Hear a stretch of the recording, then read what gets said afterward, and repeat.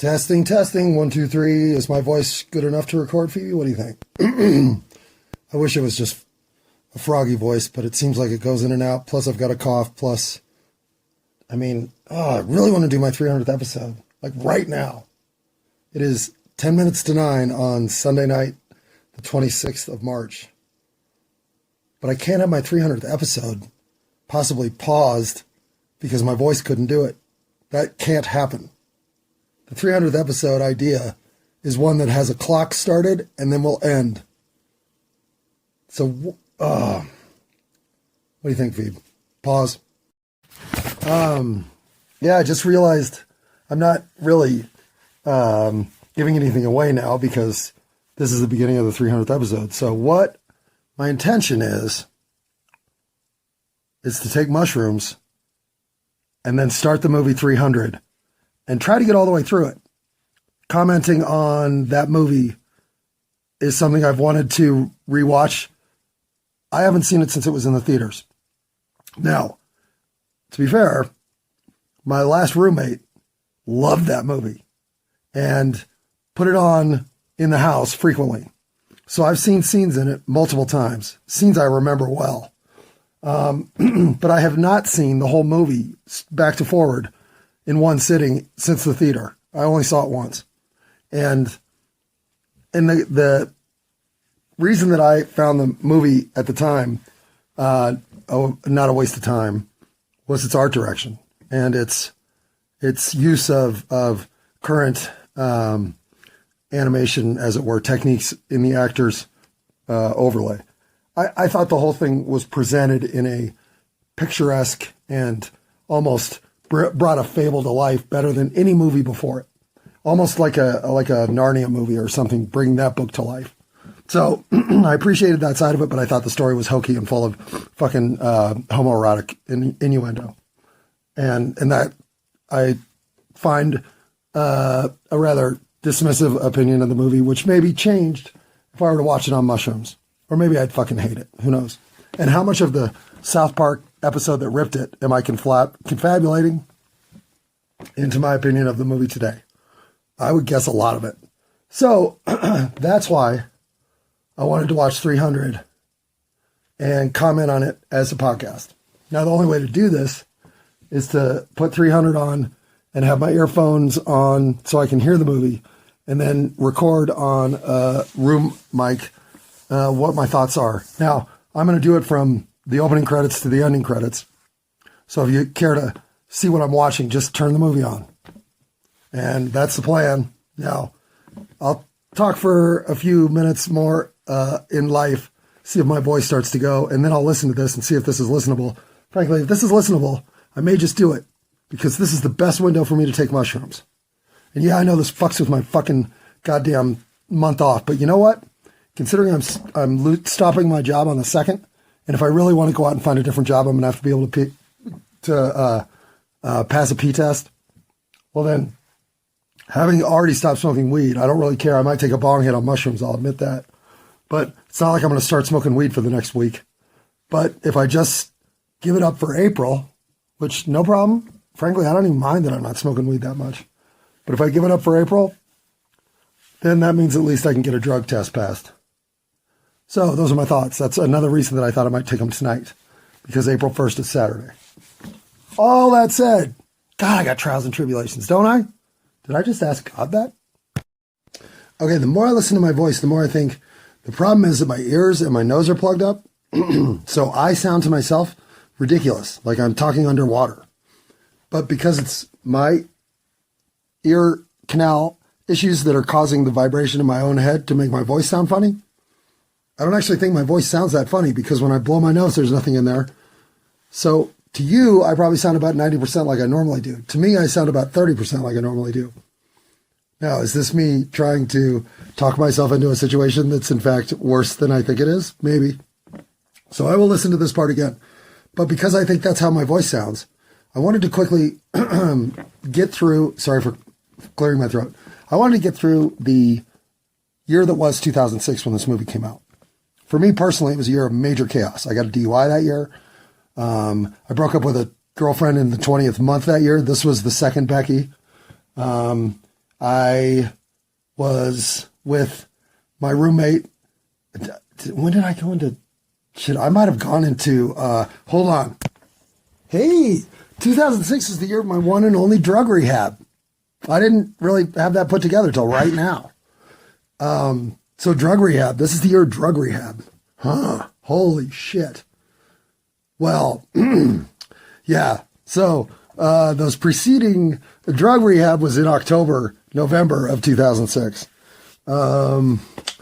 Anyhow, so there you go. That was personally what was going on. Nationally, well, we're still in Iraq.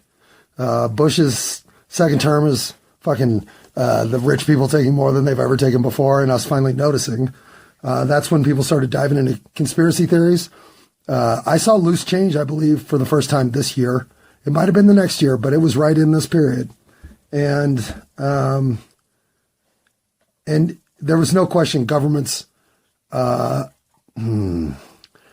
respect, hell, the respect toward everything was dwindling because everything looked like it was starting to care less about the communal and more about the self. I'll just leave it at that. And I was endemic of it. The whole country was fucking losing its mind.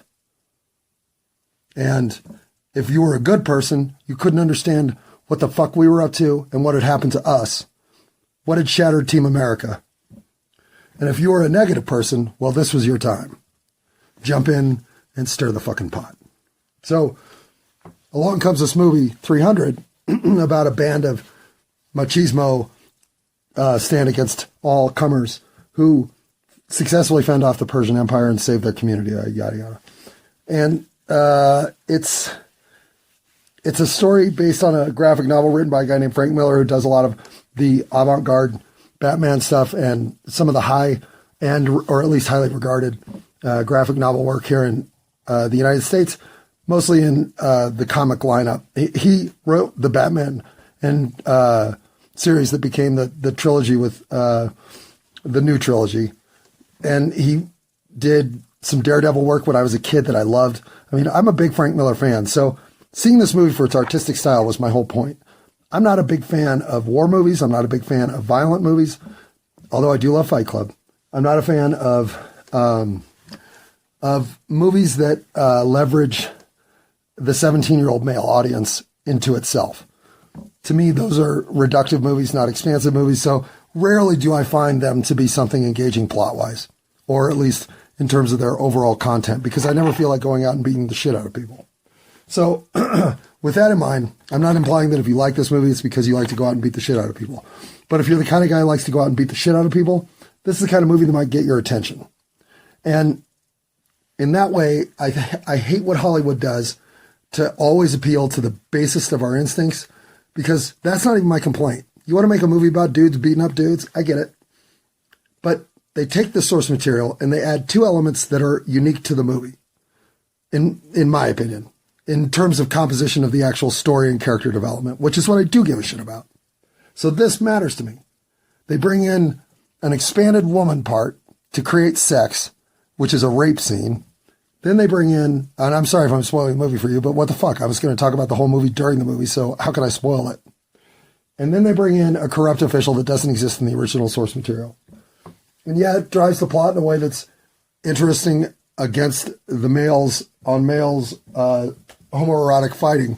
But fuck that. All of Hollywood's interpretations of source material get two things added to them: sex and corruption. It's not coincidental. Stop believing everything is about sex and corruption in this world, because it's not.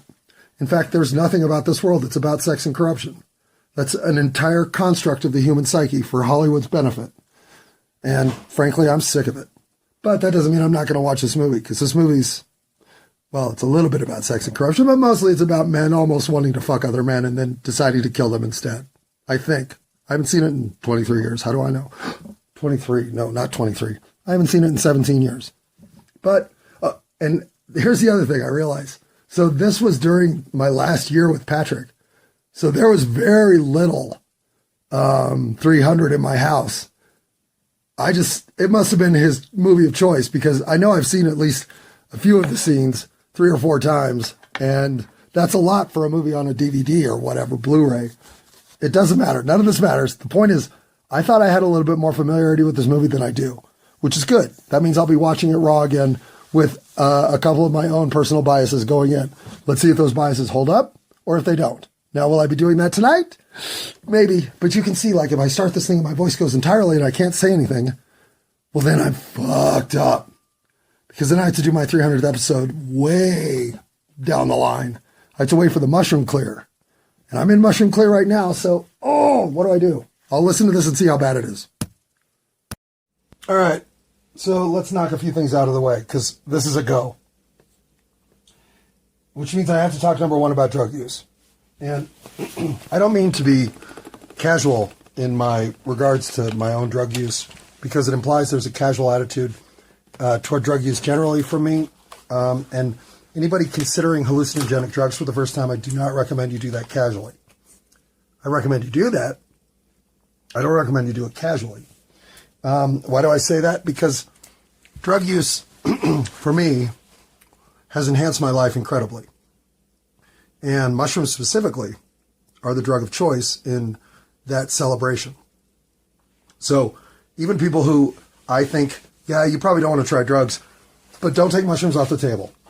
Because if mushrooms were ever something that was of peak interest to you, then you're in the mind frame to do them and have the kind of peak experience that rewards you. And that is a serious statement of, if you do not feel that way, if you're in a party with 7 of your friends and they're all going to take mushrooms and you just don't feel like that's a good thing for you, then you don't do it. And mindset going in is 95% of the battle. And if your mindset going in is, this is going to be awesome, then it's going to be awesome. And if your mindset going in is, I might freak the fuck out, well, then you might freak the fuck out. So all of that said, I'm not going to freak the fuck out. In fact, what I'm doing now is I'm preparing my environment for the mushroom experience that I want to have. After having done mushrooms hundreds of times, if not 1,000 times at this point, there's a routine at which I know I'll want certain things. I'll want a beverage that I like. So here we go. Got that at hand. Got an alternative beverage in the fridge that is something unique, root beer float milk, so that I can have that experience while tripping. I've got all kinds of candy varietals that I like, especially Jelly Bellies. To me, mushrooms and Jelly Bellies go together better than anything. I've got strawberry applesauce because I like to eat something sweet and fruity, and this is a good, flavorful mouthful of goodness. Oh my God, I love a mouthful of applesauce when I'm tripping. So these are things that I enjoy. The environment now, I've got my space heater on in my room so that the room is extra toasty, which is probably a little too much at this point, but then I can open a window for fresh air and feel that. I know exactly what I'm doing. So I'm about to eat these mushroom chocolates and start this movie, and then off we go. But before I do that, I'm going to walk my dog and take care of the things I need to take care of pre-mushroom trip so that the next 5 hours of my life can be completely self-indulgent, which they're going to be, except for the part where I share that movie with you. And I'm sure at this point, 90% of people who would have started this have stopped it. So, Mom, you probably should stop this too. So here I go, talking to the universe alone. It's my thing. It's what I'm good at. Pause. All right, it's now 11:01 on the 26th of March, and this is on. I'm about to eat the chocolate. The dog's walked. The house is intact. All my snacks necessary are in the correct position. I do know that this is going to be a challenge of a podcast to listen to, because this is an hour and 56-minute long movie. And I'm sort of thinking that I'm going to crap out on this idea 45 minutes into the movie, because the mushrooms will be rolling fucking hard at that point, and it'll just be hard to comment on this movie in a way that's listenable. And since, for whatever reason, lately listenable content matters to me, I'm not going to endure a mushroom trip of a violent machismo movie that I can barely stand to watch and put you through that. Neither one of us deserves that, frankly. And being a value add to your life is important to me, which is why I guess showing you the impact mushrooms have initially is kind of the point of the whole exercise here. 300 episodes in, I deserve the celebration myself because I would never have believed that I could have gotten this far into recording these things. And two, my life's just in enough of a shake-up zone that a mushroom trip right now feels like the right sort of soul progression for me to go through. And I think I might learn some things tonight that I need to know. Oh, God, that's good. Anyway, this will be my final pause so that I can get my pajamas on and my favorite socks, as well as, ooh, should I shave, Phoebe? No, we're not going to do that. Okay, I'll do that tomorrow morning. But for now, next frame, mushroom trip, pause. All right, universe. Here goes the dumbest idea for a 300th episode ever. Watching the movie 300 while mushrooms kick in. Yep. You're welcome.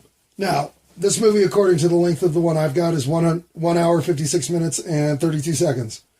I am about to start it. I will tell you exactly when I hit go so that if you want to sync up, you can watch the movie with me.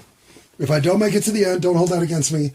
I did a trial run to record to see that this would work so that I could listen and talk at the same time. I only made it 2 minutes into the movie before I had to shut it off. I'll try to get past this point this time. I think I can.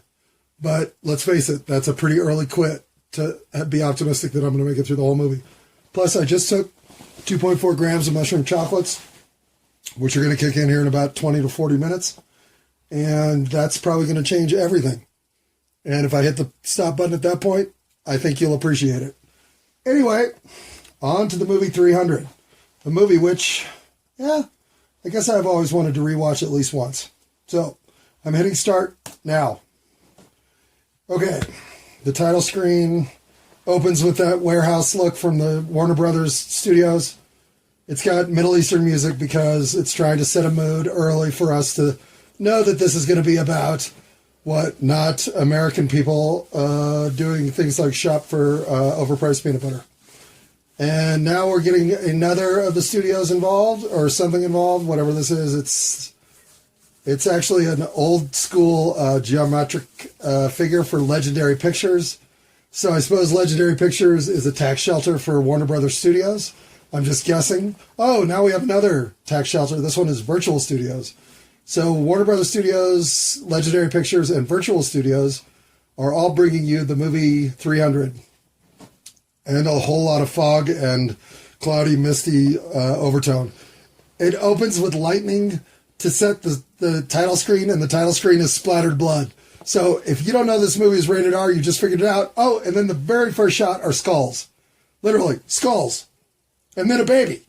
Oh, death and birth. And then narration. Okay, I've always been told that narration is the laziest form of filmmaking. So this is already, a 10 for lazy? Now they're talking about how if you are anything but ready for battle as a baby, you're discarded because you're no use. I mean, this is just honing your own insecurities. From the time he could stand, he's baptized in the fire of combat. From the time he could stand, he's a 7-year-old boy learning to fight with swords against a man twice his size, who is literally beating him to the ground while his mother watches on anxiously. This is the opening scene of the movie, and we are how far into this movie? We are less than 2 minutes. We are 1 minute and 50 seconds into a movie that is already setting an overtone of extreme violence. Taught never to retreat, taught never to surrender, to death on the battlefield. Oh, in service to Sparta. The greatest glory you can achieve in your life. You are just being conditioned for nationalism. Knocking on the shield like that's the protectant value of a man, and a 7-year-old boy nodding like he understands any of this shit. It is all awful. This is where I quit the first time. Because at age 7, they throw him out into the wild and let him fend for himself. Those who can survive that, those who can be plunged into a world of violence while being taken from their mother. Now they're just watching two boys beat the shit out of each other in that slow-mo blood splatter sort of animated effect. Oh, and the scene of this 7-year-old kid wrapped in a turban around his cock, with his eyes swollen, looking at you one-eyed. Now he's getting rotted and lashed. I mean, how far into this can I go? I don't want to watch a movie like this on mushrooms. This is constantly tested, tossed into the wild. He's 12, he's getting lashed. 14, he's out here with a spear, left to pity against nature's fury. Oh, an initiation. Well, doing the director's cut as a fan is tough because none of these decisions were mine. So I agree with none of them. But the artistic tone of the movie is awesome. Even now, the character development for this threatening animal is fantastic. I mean, it's somewhere between this. Did this movie come out first, or did that movie, the one with Bruce Willis and the sunglasses movie? What was that one called? Whatever. That might be the next one I watch. I'll watch that one on the 600th episode. But this scene, in terms of picturesque cinematography, is phenomenal. The kid fighting this wolf, dire wolf, these two dire wolves is, well, it's distracting, I know that much. The giant wolf is savoring the scent of his meal to come. So we're already seeing that the boy isn't just capable physically. This is increasing his tactical cred because he's about to use the animal's aggression against itself. This becomes a big theme of the movie later on. And in fact, the move he just made is foreshadowing of moves that get made later in the movie. And the knocking on the shield stuff early is another element of foreshadowing of what's coming next. I remember a lot of the actual final scenes that these call back to, which is hilarious. I don't remember this wolf at all. This is one scene I did not watch multiple times. The beginning of the movie never interested me because Patrick would say, want to watch 300? I'd be like, want to watch something else? All right. So he gets to take down the wolf through tactical advantage and physical perfection. He's the epitome of what Sparta wants in their warrior class. And he is now, how far into the movie, how long did the montage take? It took 5 minutes and 30 seconds? Yes. 5 minutes and 30 seconds later, we're literally getting music that sounds like a requiem.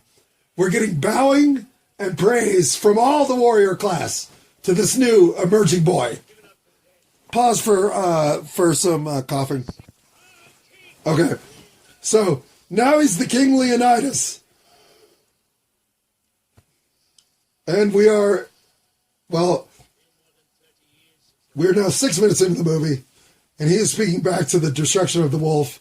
Oh, this is our narrator. Our narrator's a character. Oh, that's awful. Is that supposed to be some sort of slip into the screen from behind the screen? I don't know. I didn't remember this part. But because I know the narration continues, so how is he a character? Whatever. He's telling us all the fucking prerequisites for a myth. Yuckity yuck. And let's see, the mushrooms have been in my system now exactly 11 minutes. Nothing's really happening yet. Just letting you know.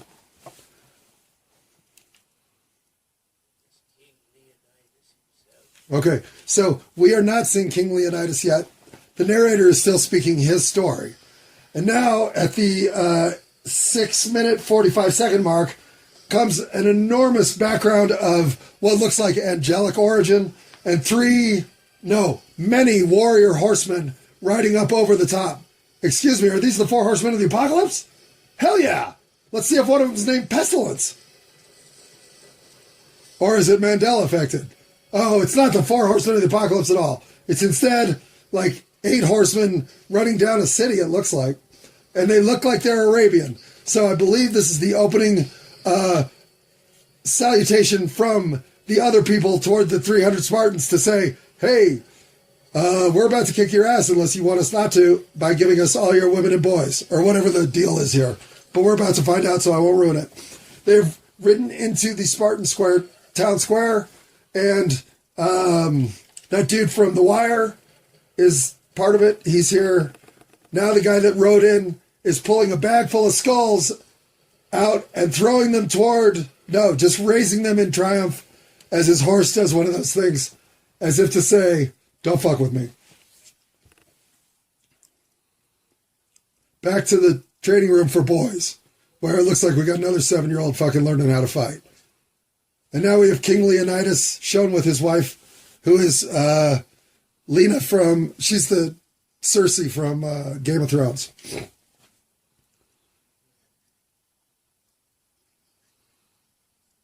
And Leonidas is now training the 7-year-old boys. I don't know who.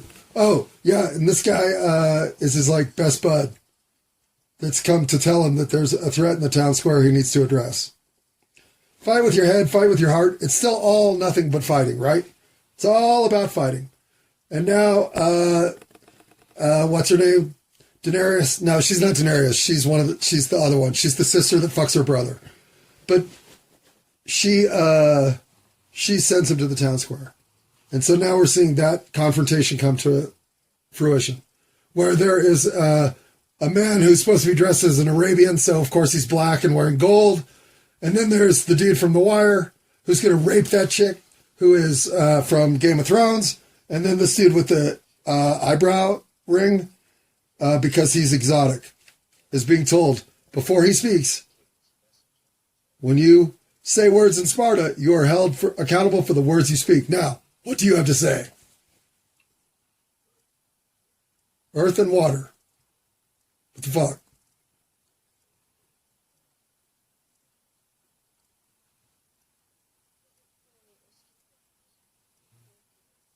So here we go. The dialogue here is dismissive of, oh God, this scene is Hollywood at its worst. They're constructing character through trope and reduction in a way that leaves you with nothing but stale characters who are shallow and representing theme, not people. Nothing about this is unique. Xerxes is sending this messenger of an offering to let Sparta know that if they will submit to the entire will of Xerxes, all earth and water, that Xerxes will consider them not offensive. But that's the line he wants to draw. Submission on every level, earth and water. Now, he didn't include sky and fire, so I suppose if what you're up to is sky and fire, you would say no. But if your earth and water matter to you, you might also want to say no, which is basically what King Leonidas is saying here. But the dude from The Wire is saying, maybe we should listen to this guy, because I'm going to rape your wife later. And now, in a movement of counterproduction, the guy from Persia is saying, choose your words carefully next, because what you say next may determine the fate of you. So here we have our first tension developing moment in the movie. And what do we get to see? King Leonidas making a decision mentally by staring at his feet, like all of us do. Now he's thinking about that time when his mom got a picnic together and they went out under a tree. Now he's looking at the women and hugging their daughters, about the society and culture that he is a part of that is now under threat from this very man that is standing next to him. So what is he going to do about it? Well, his wife from Game of Thrones is sending him some messages that say, kill that motherfucker. At least that's what her eyes look like. And his decision is...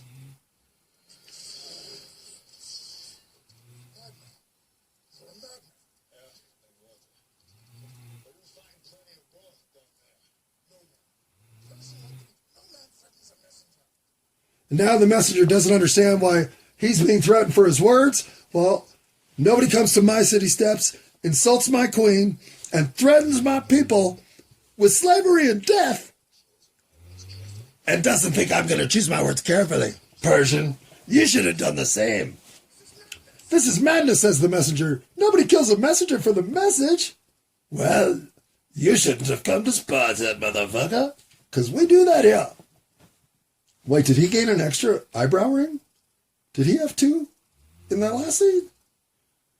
And then he looks to his wife for confirmation that he's making the right move. I'm not sure I remember that scene. And delivers the famous line and fucking leg kick of, "This is Sparta!"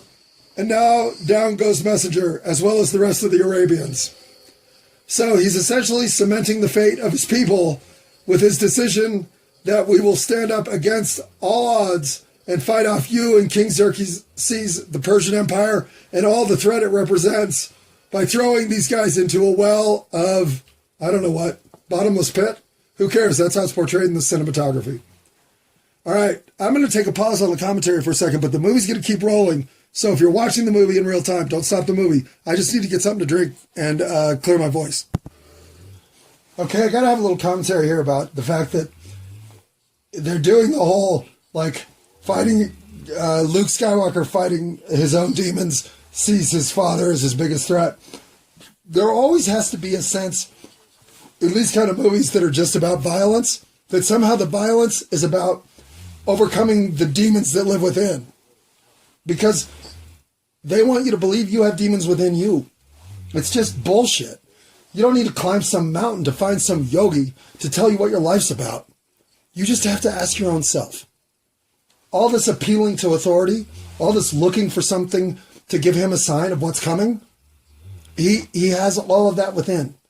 They externalize this in fable so that you don't think you have the power to succeed with all the skills you already have. So I just wanted to get that out. If we're syncing up the movie, he just threw down all the gold coins in front of the fucking creepy looking oracles. I'm going to take the next 4 or 5 minutes of the movie to get some shit going. And then we're going to get back to the commentary. So keep watching the movie if you're watching it. And then I'll be back in about 2 minutes of movie time. Okay, I was wrong. These are mystics, not oracles. And we're back to the narration because, frankly, this is the part of the movie that's just useless. I mean, we're creating tension that doesn't exist because Leonidas is the king, so he's going to make the decision. But he has to go to some mystics who then have to appeal to an oracle. He has to explain his whole plan to these people so that in some way there can be enough tension that we feel like, oh, what is he doing? Or, oh my God, this is going to be awful, or blah, blah, blah, blah, blah. It's crafted drama of no consequence. So now we're watching some naked woman who's just on the screen for what reason? I have no idea. Pause. Okay, I think she's the oracle. And we have seen her breasts gratuitously now at least 7 times. And it's just... So these creepy fucking mystics choose only the most beautiful Spartan girls to be their oracles. This is fucking gross. I mean, if I'm a woman, I walk out of the theater right here. Pause. And the oracle is claiming that Sparta will fall. In fact, all Greece will fall. Trust not in men. Good advice there. That's her best advice so far. Honor the gods. Okay, whatever.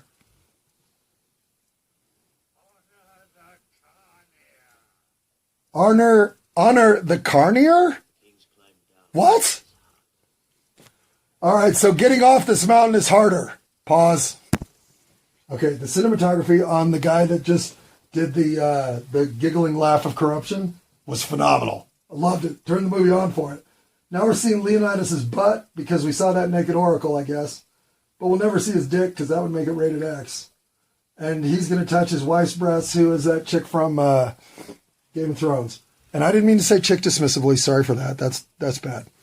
Her name is, I'll look it up, Lena Headey, I think, if I remember right.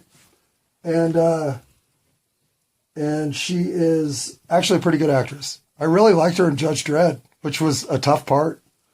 So I have a lot of respect for her. And the fact that she's in this movie actually elevates the movie. Her part is ridiculous, but her presence is welcome. I don't know if we've seen her boobs yet, so maybe I was wrong about her gratuitous boobs. I just figured they'd come after his gratuitous butt shot. A lot of gratuitous nudity in Hollywood, which I have no problem with, because frankly, nudity is fine. But the fact that we use such 18th century morals against our own sense of what nudity is today is disappointing. Oh, breasts! I knew we'd see them. Hollywood is nothing if not dependable. All right, pause. Okay, I actually appreciate the fact that he is consulting his wife in his biggest decisions. I can't imagine that any of our bigger challenges aren't confronted as both the male and feminine perspective. As a matter of fact, the idea that you would do anything else is pig-headed to me. But I'm going to skip the sex scene. Oh, they skipped the sex scene for me? Oh, no, here it comes. I'm going to skip this part. You guys can watch the sex scene without me. Okay, I'm back for the assembly of the original 300.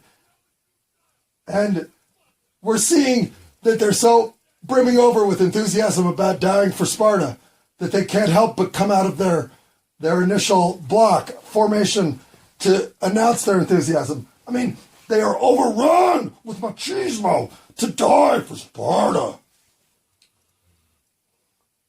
And now they're talking about how they'll only take men who have some level of legacy in their life so that they're not stripping their community of the genetic code that is, say, the Joneses. If you don't have a boy, you don't get to come. And now he's calling out some of the kids who obviously are too young to have had a woman's warmth. I mean, again, sex. Sex, sex. We'll sell you sex because we're Hollywood. Now, here come the old dudes along with, what's his name from The Wire? The Spartan army can't go to war because that's the law. And so the essential tension here is between the military and the Senate, in case that's not obvious. And so here we are between the moral code of the warrior versus the arbitrary presence and laws of the Senate. So, with this in mind, the idea that the Senate can take any of King Leonidas' power away from him is demonstrated as absolutely ridiculous. Leaving the senators with the question, what shall we do? And the response of, what can we do? I mean, it's just emotionally manipulative at its basic level. I'm going to pause again because, frankly, I'm getting a little saliva in my mouth like those mushrooms might be kicking in. Okay, so the implication in this scene, I believe, is that she's pregnant. There's another implication in this scene that he is as well one of the 300 committed to the cause because he's got his son, and it was his son who he was training in the training boy room. And now his wife, who is part of his power, brings over a token of charm, which is some necklace, to protect him in battle. And the Spartan shield is, again, reinforced as the veneer of a warrior and the determination of a man. The look between them is one of committed to the rules that will pull them apart, but honor and truth are more important. We go back to a narrator, which is lazy, so I'm going to be lazy too. Pause. If it is blood to seek, you're welcome to join us. Seriously, these guys meet on the path of doom, and we are now 28 minutes exactly. Happy birthday. 28 minutes into the movie. I have recorded for 22 minutes and 20 seconds, so I'm leaving you alone for about a quarter of the movie as we go so far. So here we have King Leonidas calling out the fact that these sculptors and blacksmiths and typical dudes willing to give their life for the cause against Xerxes are not warriors, which the Spartans are. It's making you feel like you're not worthy because you didn't do the Spartan way. Fuck that. The Spartan way is ridiculous. You don't die for a cause that you don't have any purpose in. The idea that you're born to die for your nation is the dumbest death and life of all. And yet here we are. That's the only life of purpose in Sparta. Back to narration, because there's no way to explain without someone telling you what they're up to, because it doesn't make any sense. So they have to continually reinforce that this is okay. It's okay. These guys are making a decision. That's not fucking dumb. When everything they show is, these guys are making the dumbest decisions of his life. His biggest regret is that he had so few to sacrifice. What is this guy, a psychopath? I mean, the mushrooms are definitely kicking in. And I believe we're about to see Xerxes for the first time, who is a great character in this movie. Oh, no, I think this might be the cripple. The cripple, is this a cripple? I don't know, might be. The young boy has noticed that we're being followed. So he was worth bringing along even if he's never had fucking sex. He's been following us in Sparta. So, of course, Leonidas is already onto the fact that this guy's been following them because nothing gets past this guy. Man, if this isn't a whole bunch of men wanting to be with men, I don't know. This is not my kind of movie, obviously. But now something's on fire. Is this the Persian army and their wayland of destruction? Could be. King Leonidas looks concerned for the first time ever. They can't figure out where all the people are. The Persians got them. Okay, I'm going to pause. This is just a bunch of fucking death and destruction, ominous foreboding notions of what's to come, and just how powerful this Persian army is. So, we see a skull. We see further destruction. We're seeing the world in chaos, and the Persians are the cause. Is any of this true? No. It's just for a movie's purpose, so don't take it seriously. Here comes some other foreboding moment, so I'm going to go not be foreboding. Okay, isn't this a little... This is terrible. This kid shouldn't be in this movie. The scene that involves a child is just to make you think that the Persians are so bad that they'll destroy children. And then it's a homoerotic child with a boy, let's be honest, and he's talking about how the Persians are full of blackness. This is reinforcing all of the worst of your thoughts in one moment. Pause. Okay, just so we can sync back to movie time, I am currently 32 minutes and 22 seconds into the movie and 25 minutes and 42 seconds into the recording. Pause. Okay, so now we're getting the reinforcement of how bad the Persians are from that other society full of, like, barbers and fucking postmen. You know, secondary men. And they found the victims of the Persian Empire's conquest because they stacked all their bodies into some sort of formation of a tree of doom. I don't even know what that's supposed to be, but it's supposed to be awful, and it is. So if you don't feel the sense of foreboding in this movie at this point, well, you're not watching the same movie. Now comes the cripple. These are the scenes I do remember. So Xerxes is on the prowl. The Spartans have run into his death in destructive ways, and somebody is following the Spartan army. That's the cripple. Pause. All right. Having the narrator as a character is definitely tripping me out. Not because of the mushrooms. It's like, it's terrible. I hate that they did that. They're showing the Persian army has come on ships. Oh, no, these are the Persian ships. Yeah. So there's glory of God behind the Spartan initiative because God is destroying the Persian ships. They are breaking apart in the waters. This scene's cinematography is phenomenal. The whole element of the water is phenomenal. This is why the movie was redeemable. These moments of cinematography. And frankly, the banging music. And again, the narrator is pointing to the only savior for the situation is Leonidas the king. I think that we're about to see the rape scene. So I'll tell you what, if I'm wrong, I'll be back soon. If I'm right, I'm not going to watch the rape scene with you. I obviously hate any violence toward women. So this is awful. The pseudo-Shakespearean dialogue that comes in this scene is pretentious and out of place. Freedom isn't free at all because it costs $1.05. Okay, I'm back because that wasn't the rape scene. That was the setup so that the rape scene is even more shocking. By having a nobleman visit her first, the next man that visits her and compromises her will look that much more evil because he is. He's a fucking douchebag.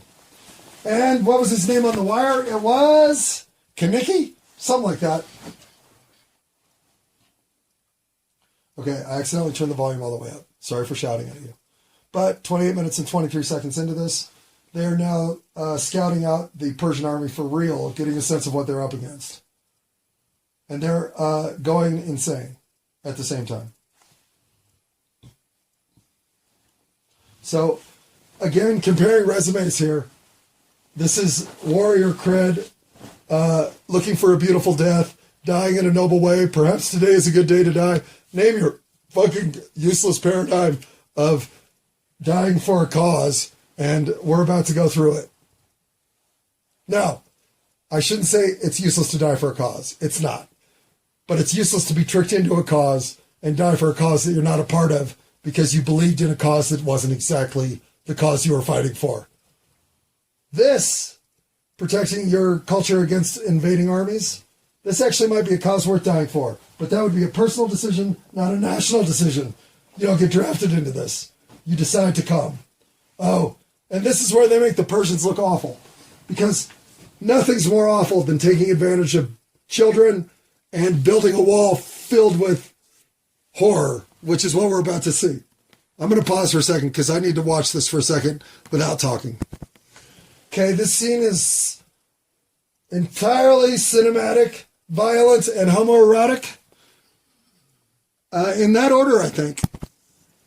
So, threats versus each other in ways that are Hollywood-esque, followed by strategic developments going the way the Spartans had planned. And now, enter the cripple, who is a monster according to Leonidas' right-hand man. We're 41 minutes and 16 seconds into this movie, and I gotta say, the mushrooms are kicking in pretty good. So at this point, I'll talk a little bit about mushrooms. I'm starting to get some oral distortion that's familiar. The saliva in my mouth is rolling through my senses. I can swallow and immediately have a mouthful of saliva again. And I'm starting to really warm up. So I'm going to crack the window, take a break, and get something to drink. Okay, now remember, the whole thing opened saying that unless you're perfect, you're not worthy of Sparta. And so here we have the very definition of imperfection come and offer himself and all of his beating heart to the cause that King Leonidas is asking his men to fight for. He's armed and he's ready, proving that he also has physical skill, dedicated to the end, trying to avenge his father. He presents everything a warrior represents, except perfection and physical. And so here, as King Leonidas sees his shield not capable of being raised up over his head in true Spartan fashion, he says he has the one failing that he can't accept, which is he can't fight the Spartan way. So he's going to deny him an opportunity to fight at his side and send him instead to fulfill the prophecy of the Spartans. So instead of accepting his Spartan citizenship as good enough, his manifestation in this place and time as coincidental enough, nope. He says, there isn't a place on the battlefield for you as a warrior, but there is a place on the battlefield for you as a cleaner up of the dead, as a bringer of the water to the men who are fighting. Leonidas is a dick. Pause. All right, and for the first time cinematically, we're truly seeing the grandeur of the Persian army. And again, cinematography in this movie is phenomenal. The sound and overall texture they present is fantastic.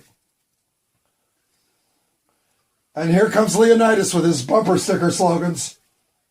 This is it. Good day to die.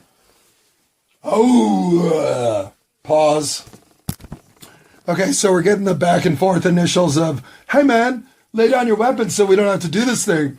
Hey man, fuck you, we're not going to lay down our weapons, we're going to do this thing. In fact, the Spartan retort is a goddamn spear to the chest. So, bring it, bitches. He literally says, hold, give them nothing, but take from them everything. I mean, if that's not humanity at its best, what is? Okay, sorry about the cough, but here we are deep into some serious man-on-man homoeroticism. This is the battle scene, initial battle scene, that involves all kinds of up-close man-on-man action. This is Hollywood at its gayest. And listen, I'm fine with Hollywood, and I'm fine with gay. No, I'm not fine with Hollywood, but I am fine with gay. But I'm not gay. So sitting through this sort of soft gay porn stuff, it's always a little bit disorienting.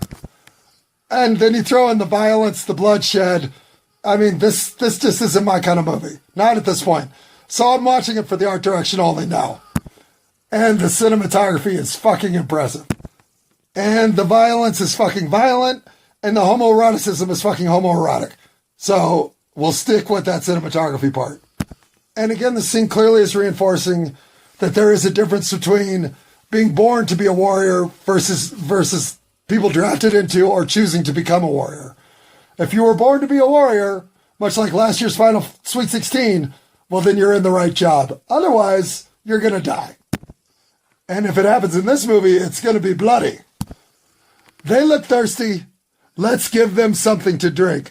That's the best they could come up with right there. I mean, I love falling to my death scenes, especially ones as beautiful as this one. And in case you didn't know what to think of the movie, they tell you right here, hell of a good start. Hell yeah. Haroo! And 50 minutes and 20 seconds into the movie, we finally see the true Persian authority with the darkening of the skies with all the arrows that they can sling. And these are real arrows, not metaphorical, harmful, emotional arrows like we like to sling at each other. And a quick callback to the Fight in the Shade line, which was dumb to start with, but hey, I mean, this movie's dumb, right? It's made for 17-year-olds, so of course it's dumb.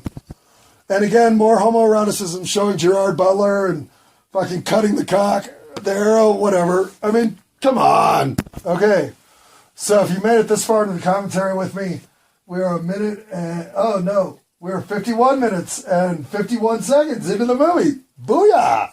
Look at that. 35 minutes and 46 seconds into the recording. So now in addition to the arrow attack, we see the Persians bring their horse-mounted warriors, whatever. All of this shit is just building on video game imagery of my past.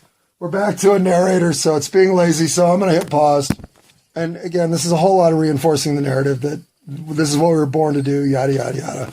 So this part of the movie's boring. I would definitely consider the best time to go get popcorn right now. But in true Hollywood fashion, we have to flash back over to the current situation in Sparta itself. And since in exactly 2 minutes, I'll have been 60 minutes into the mushroom trip, which I'm starting to get some visuals now. So the shit's really starting to happen. But I thought I should at least pay homage to my own deterioration of mental state in accordance to where the movie is deteriorating in any interest to me whatsoever. And here we see Lena Headey, I believe her name is. I don't know what her name is. Princess Leonidas in this movie. She's walking through the town, and everybody respects her because that's what you do to the king's wife, right? You pay her respect, unless you're going to rape her later. And again, in true Hollywood fashion, to tug on your dumb emotional strings rather than the true ones you have, they send back the plot device of the senator to whom she pays counsel so that the next senator's visit looks all that much more of a transgression. Yada, yada. Stupid shit we don't care about, right? Pause. And since we're at a point in the movie that I don't give a shit about the movie, I should talk about the fact that I am actually creating a podcast, which is an audio experience of one-on-one narration about a movie I'm watching that you're not watching potentially.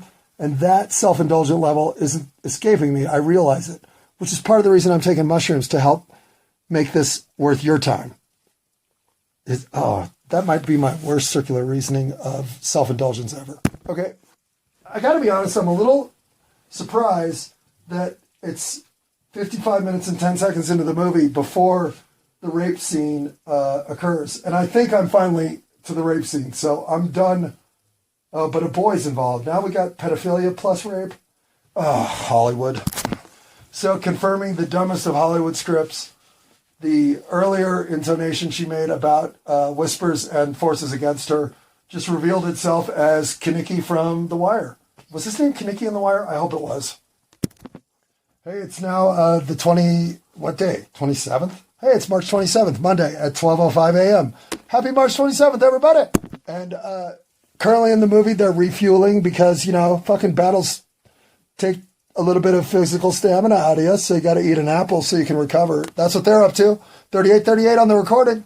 We are 56 minutes and 38 seconds into the movie, and I'm going to pause for a second. Damn, he was McNulty. Of course he was. McNutty. Omar. Oh, God, I missed The Wire. If you are done with this podcast, and I can see why. Go watch The Wire. Pause. Okay, but looking at my phone definitely lets me know the mushrooms are fucking kicking in. So here we are. Xerxes is now face-to-face with King Leonidas, and Xerxes is about as ornately decorative as a Christmas tree, and as tall as one, and is proving that people just fucking bow down to become stairs for him. But if this isn't homoerotic and somewhat effeminate, then really, I have completely misunderstood those terms my entire life. So I should pause and try to introspect a bit, huh? 39. Okay, Xerxes goes a little far here, let's admit. But, fuck, man, if you're going to make an entrance into the room, no, this one fucking kicks ass. I can't resist turning this back on to say women shouldn't be dismissed in movies like they're being dismissed in this one. This movie is one big slap to the fucking face of all women. And for that, I disrespect it entirely. Hey, he's getting that back rub that a guy at work gave me. That was uncomfortable. And as if to pay a little respect to King Leonidas, the Persian king is willing to give him all of Greece and the rulership therein. So, of course, what is Leonidas going to say to that? But, what, you want me to be the, bottom bitch? In this movie, I already am the bottom bitch. What am I gaining here? Okay, the movie carries on in the background while I don't listen to this scene because this is a scene I've seen a ton of times, so I'm pretty sure I know what's going on. But if any part of this movie I'm confabulating with the South Park shit, we're in the middle of it right here. But the mushrooms are starting to kick in big time. Like, the visuals are getting great. Oh my God, I really want to listen to some music instead of this stupid movie. But I'm an hour and 36 seconds into this movie right now. And that means there's 56 more minutes of this. And I'm going to be tripping my ass off on mushrooms, apparently, for the next 56 minutes. That's only going to grow more intense. So, if this isn't the perfect 300th episode, I don't know what would have been. And I'm listening to none of the clever banter going back and forth here that I can tell they're trying to insinuate through the visuals. But I'm sure it's all overtones of, if we weren't soldiers together, would we put it in each other's butt? Probably, yeah, okay. Now, am I wrong? Maybe. But I'm not far wrong if I'm wrong. So the room's getting all swimmy and visuals are starting to become that mushroom, what is it? Like a gauze of reality is starting to be stripped off. Whatever. That's definitely in force. Plus, here comes another round of, what, now they got to fight the ninjas? I forgot what this scene is, so I'm putting my headphones on, listen a bit. Let's try to get back on task. Yeah, I think these are ninjas or something. Dumb. But plugging in the headphones and turning up the volume. These are the elite warriors, because they brought drums. This is the deadliest fighting force of all of Asia. The Immortals. So this actually calls back to a connection in Frank Miller's arsenal. So way to go, Hollywood. Cross purpose whenever you can, right? The God King has betrayed a fatal flaw. Hubris. Goddamn straight, he's hubris. He's hubris personified. As if there was any other way to be. That's how Spartans are. So, we're about to see the Mad King versus Xerxes versus, I don't even know what. But they're throwing every trope of nonsense at you they possibly can. Pause. Okay, I gotta be honest, this movie's probably jumped the shark at this point. Considering the mushrooms I'm also starting to really experience. Which, I don't want to watch this. Okay, I'm going to do it because I said I would. But if you're tripping mushrooms and you start to have a dissociative experience that's taking you somewhere else and the violent nature of a movie is something you don't want to experience, you should shut it off. I'm going to persevere for purposes I can't even explain. But you would never do this if you were on mushrooms. Unless you love the movie 300, and then we're doing exactly what you should be doing if you're on mushrooms. Okay, and back to a lot of the traditional 300 cinematography it's known for. The splattering of blood. I mean, they get to do it all over again, just with different lighting and different characters involved. And that narrator's a character again. That's so dumb. I will say, this scene feels like it's stealing a whole lot from Lord of the Rings. Okay. I gotta admit, I just wouldn't let my dog out, so I missed like the last 90 seconds of the movie. just so you know. But I mean, what did I really miss? I think I know exactly what happened. And here we have King Leonidas fighting off, literally, with his one eye maneuvering the king of the next wave of assassins. So, nothing takes down Leonidas, not even this dude who just lost his head trying to do it. All right, I'm getting some intense visuals outside of my reality. Like, the mushrooms are definitely kicking in. And just on a personal note, since the movie is in one violent scene after another mode, it's snowing. Like, literally. What the fuck, man? I didn't think it was going to snow. But yes, it's snowing. In the movie, it's snowing blood. Okay, so we've stacked up violence in most of the last scenes to the extent that we're due for some sex and some corruption, right? I mean, that's got to be what's coming next. Oh, I mean, I'm sorry. First, we have to praise our king, have a moment of haru for our homoeroticism, and then comes the sex and corruption, which, of course, what's more corrupt than a rape scene, right? I'm not going to talk during... in fact, I'll be back after the rape scene. I'm going to take a moment to enjoy the movie's presence without me. Okay, so if we're syncing up the movie, I am currently 1:11:11. Hang on. All right, sorry for the coughing. I can't do anything about that, so except apologize. Here we see that Xerxes is receiving nothing but bad news that the armies that he keeps sending are defeated by the Spartan king. Even his rhinoceros and his deformed giants, none of it's working. So I'll be back after the rape scene. Although I do have to say the cinematography on the elephants, and if I remember right, there are some dinosaurs that might show up here. I mean, Hollywood does like to be excessive, but this is crazy shit, so. Okay, so the movie plays on in the background, yada yada. I've really kind of almost lost interest in the movie entirely at this point, but I will persevere to the end for you, because nothing could feel less interesting than that, could it? Anyhow, so my impressions of the movie overall so far are it's way too violent, the themes are awful, and the tropes that it preys upon are reinforcing the worst of our instincts and our humanity. But it really is pretty to watch.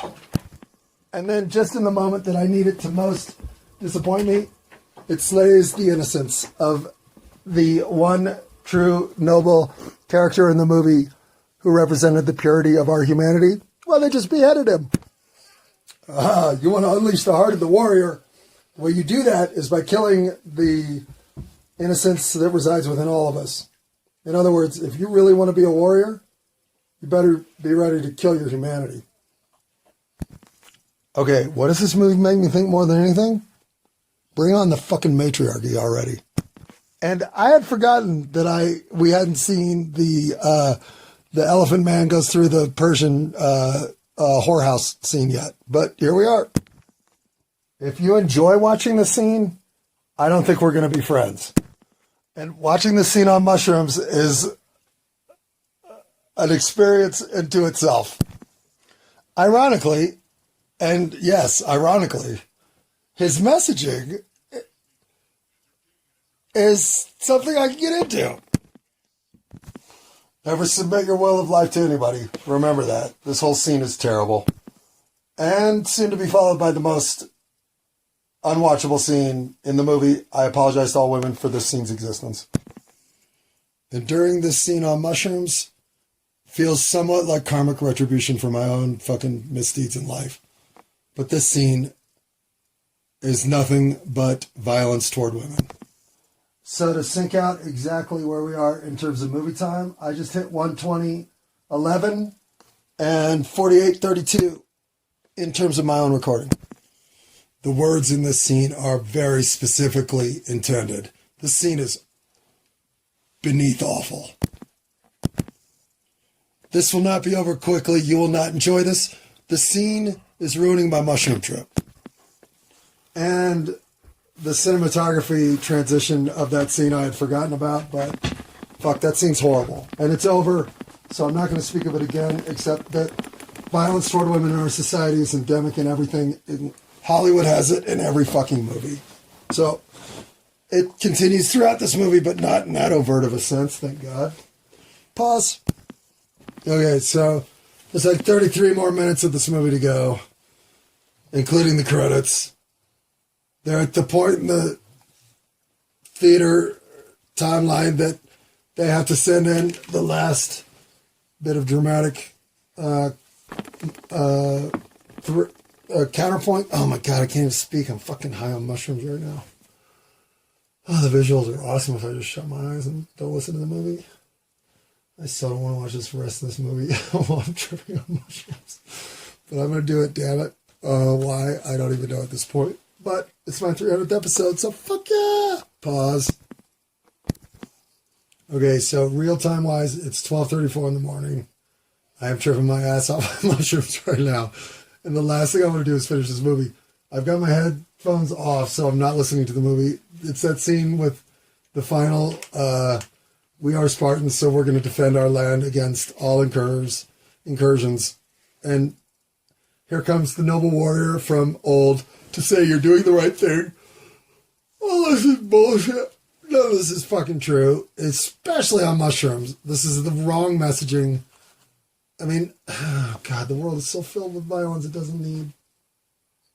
The world just needs more love and kindness. And I guess the reason that I'm leaving those behind who still need love and kindness is because at least they know that's what they need. I know I'm talking about my own personal life because this movie's boring the fuck out of me and I'm tripping on mushrooms. So I'm going to pause because this is as much tripping on mushrooms talk as I want to have. Bye.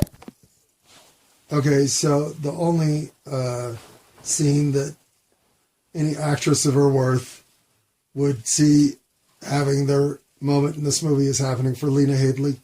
And after being raped, she deserves it. And frankly, I think she's a great actress. I'm just sorry that she was in this movie. The level of emotional manipulation in this movie is sick. And I'm glad McNulty's about to get his fucking comeuppance and all that.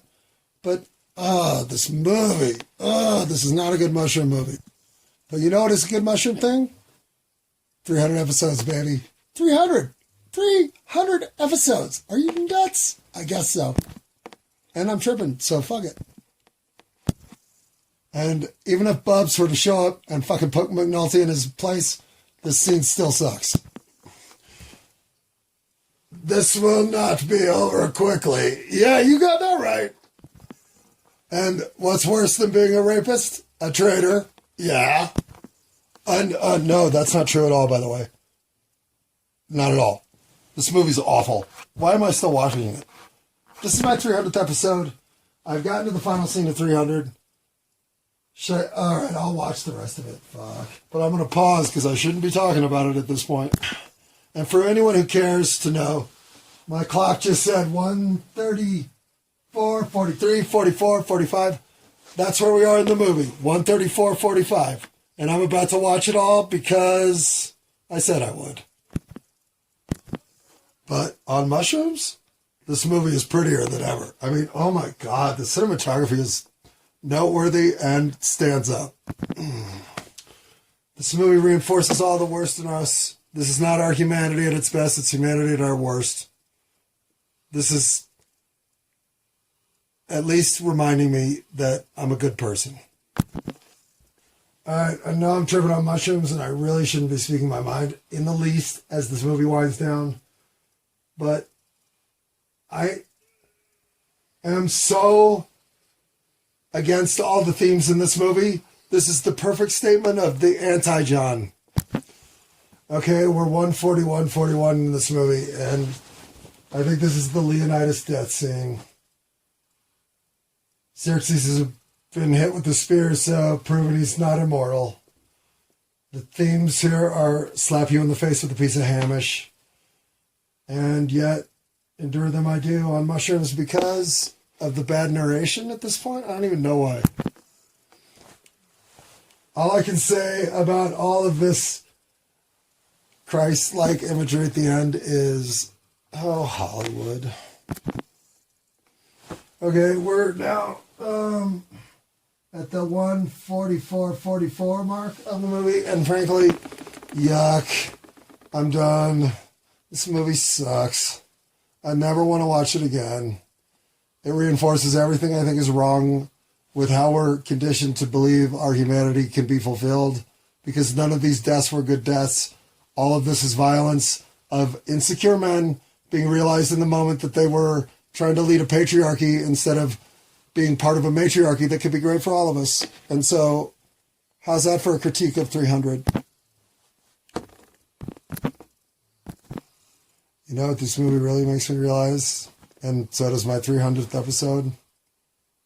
It's just how much of humanity needs to be reminded that it is here to do the right thing and got misled in ways that I have so much work to do.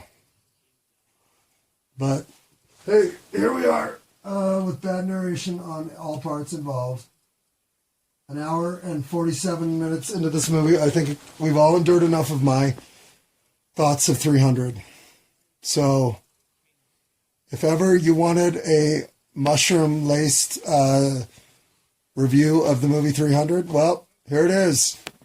Me on mushrooms watching 300. Enjoy!